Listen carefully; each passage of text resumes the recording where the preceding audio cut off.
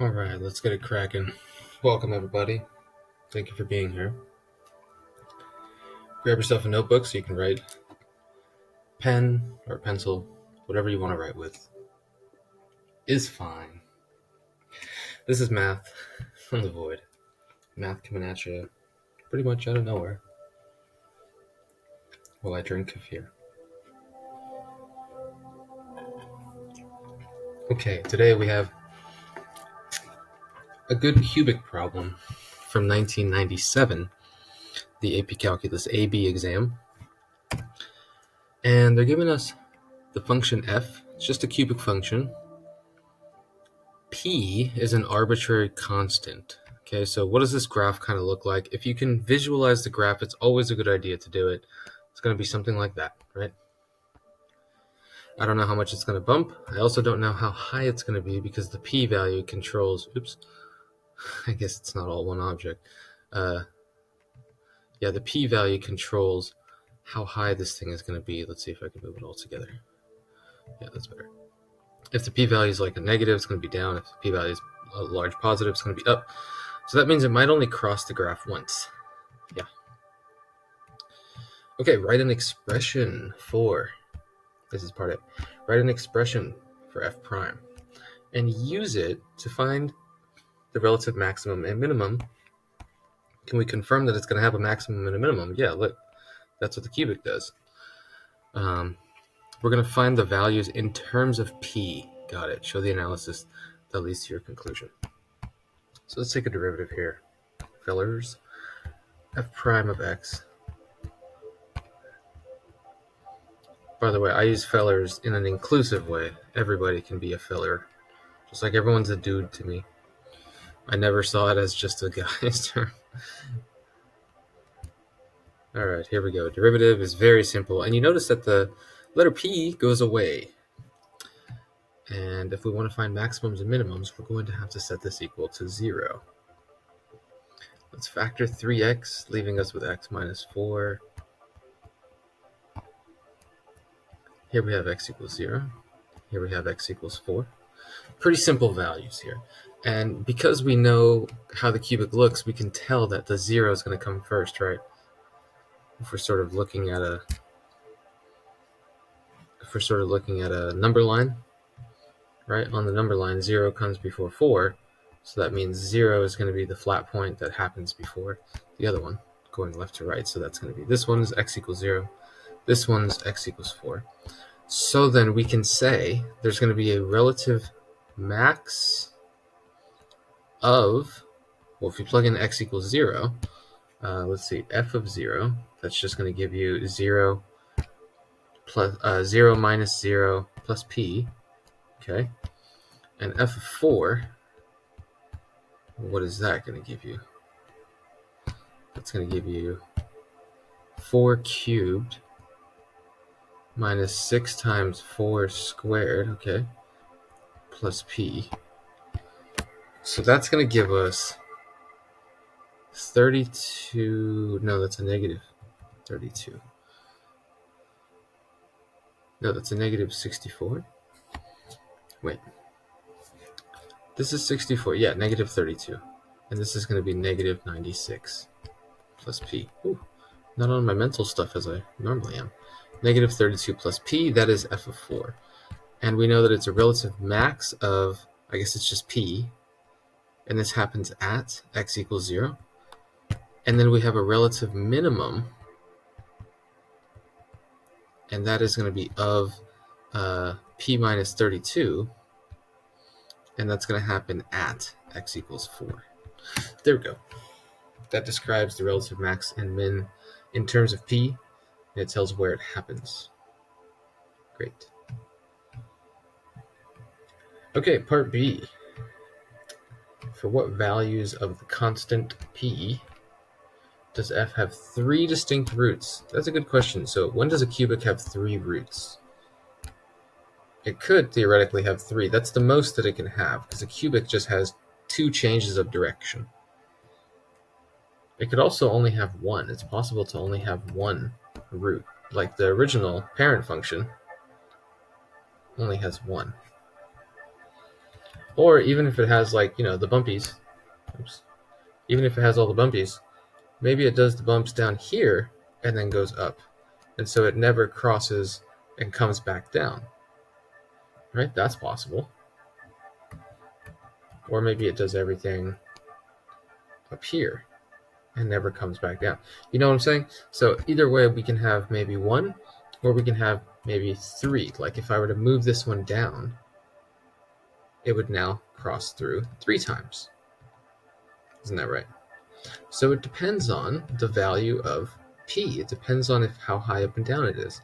So for what values of p is this going to have 3 distinct roots? That is a great question.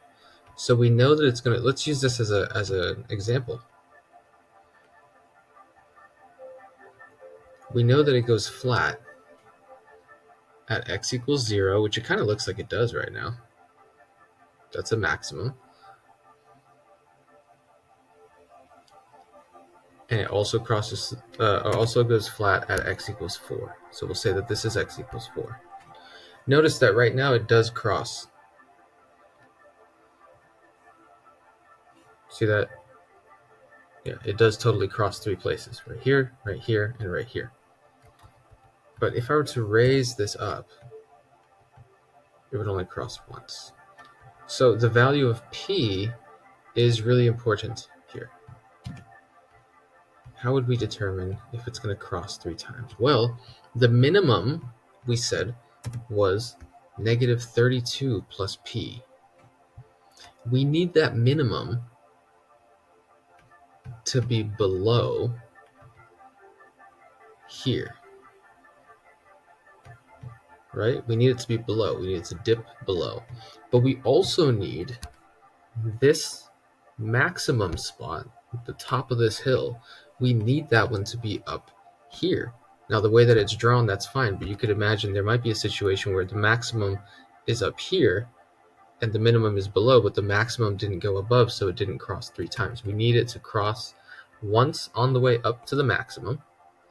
So it needs to be positive. So p needs to be greater than 0. But we need p minus 32 to be less than 0. Because it needs to go, that y value, that minimum value, needs to go below the x-axis. Okay, so this says that p is going to be less than 32. So anywhere between 0 and 32. And that should be fine. Very interesting question. Okay, let's take a look at part C. Part C says, find the value of p, so we're going to find p finally, such that the average value over this closed interval is equal to 1.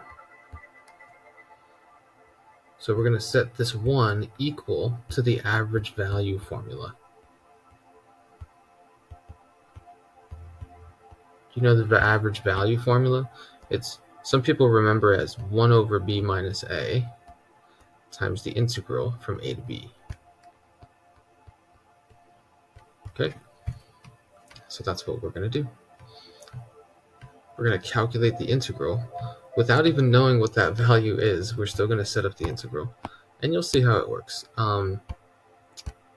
Let's see, we're going on the interval from -1 to 2, so that's our a and b. So just to let you know, 1 over b minus a,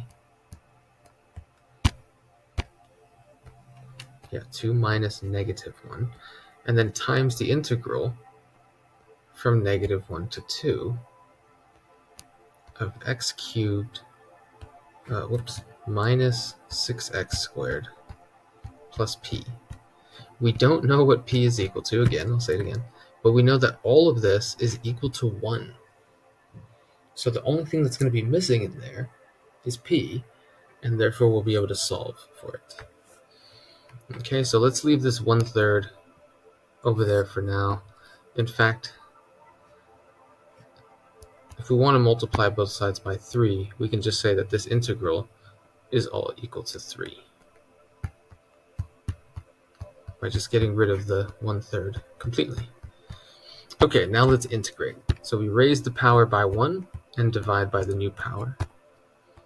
minus 6x cubed over 3, which is just 2x cubed, and then plus px. And we're going to evaluate this from negative 1 to 2. Okay, so let's plug in 2. 16 over 4 minus 2 times 8 is 16, plus 2p, there's something with a p in it, minus, when we plug in negative 1, be careful with plugging in negatives, this is going to be positive 1/4, minus negative 2, and then minus p, and this all equals 3. So let's simplify some stuff. It's not going to be all that pretty, but that's okay. This, we can turn it into 64 over 4. So this will be negative 48 over 4, which is negative 12 plus 2p. Here we have plus 2. 2 is like 8/4. So this becomes minus 9/4 minus p. So this will become minus 9/4 and then plus p. I guess I should have left it in fourths. Yeah, I'm going to leave that in fourths.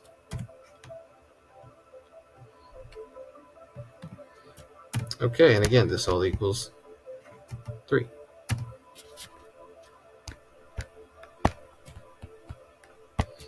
So we have negative 57 over 4 plus 3p equals 3. We're going to add 57 over 4 to the other side. Goodness. So instead of 3, we might want to call this positive 12 over 4. And when we add this on both sides, that's going to give us, what is that, 69 over 4. And then if we multiply both sides by a third, looks like that 1/3 could have come in handy after all, then we'll get 23 over 4. Or if you want to call it 5.75, that's fine. Yowza. So some heavy algebra at the end there, but really it was just algebra skills. It wasn't anything really calculus involved except for doing the integral, which is just a simple antiderivative with the power rule. Raise the power by 1, divide by the new power. Nothing crazy there. And then a little fraction work, everybody's favorite. Nice healthy dose of fractions. Okay, so a most interesting problem just because we didn't really have a clear view of what was going on with the function. We knew the shape of it roughly, but we didn't know if it had 1 0 or 3 zeros, and so we had to sort of go under the assumption that, you know, the minimum would be down here if it were going to cross twice, but then also the maximum would have to be up here if it were going to cross like a total of 3 times to have 3 roots. 3 distinct roots, yeah. Alright, anyways, that's enough blab out of me. I'll see you guys next time in the void.